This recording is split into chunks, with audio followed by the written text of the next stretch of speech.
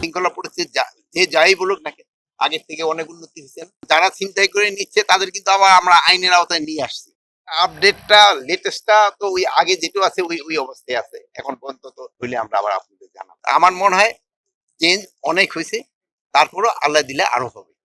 দেখেন এই রোজার সময় আইন শৃঙ্খলা পরিস্থিতি যে যাই বলুক না কেন, আগের থেকে অনেক উন্নতি হয়েছে। আসামি ছিনতাই করে নিয়ে যাচ্ছে, এইগুলির ক্ষেত্রে আপনারা বলবেন, এবং যারা ছিনতাই করে নিচ্ছে তাদের কিন্তু আবার আমরা আইনের আওতায় নিয়ে আসছি। এগুলি ক্ষেত্রে আপনারা সত্যি ঘটনা যেটা সাথে সাথে জানাবেন, আমরা ব্যবস্থা করব। অনেক সময় তাদের অ্যাকশন নিতে দেরি হয়, যেহেতু ধরেন এখানে আমাদের অনেক সংকট রয়ে গেছে, যে গাড়ি ঘোড়ারও কিন্তু অনেক সংকট। অনেক গাড়ি ঘোড়া ওই সময় নষ্ট হয়ে গেছে, পুরা গেছে, থানা পুরা গেছে, ওগুলো তো সব আমরা করে দিতে পারিনি। আমরা তো একটা নতুন গাড়ি এখন পর্যন্ত কিনে পারি না, যেহেতু প্রসিডিউর অনেক টাকা স্যাংশন হয়েছে।